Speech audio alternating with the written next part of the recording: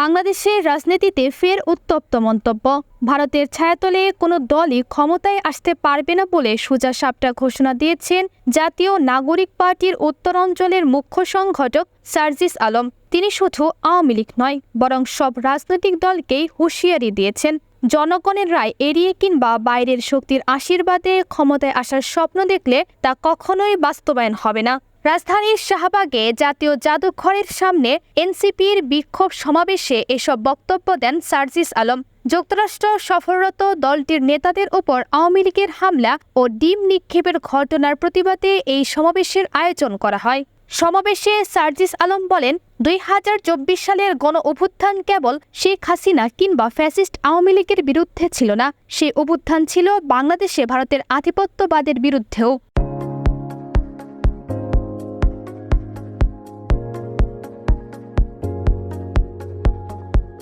কিন্তু আজও ভারত ক্ষমা চায়নি, বরং তারা খুনি হাসিনাকে আশ্রয় দিয়েছে। ভারতের আশীর্বাদে আর কোনো দল এই বাংলাদেশে ক্ষমতায় আসতে পারবে না।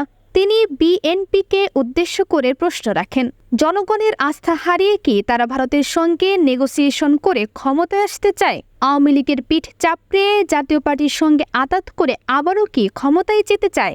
এনসিপির এই নেতা আরও হুঁশিয়ারি দিয়ে বলেন, যে জনগণের রায়কে উপেক্ষা করবে, বিদেশি প্রভাবক বা এজেন্সির ভরসায় এগোতে চাইবে, আমাদের মার্কা আটকে দেবে কিংবা কটূক্তি করবে, তাদের কোনো আশা পূরণ হবে না।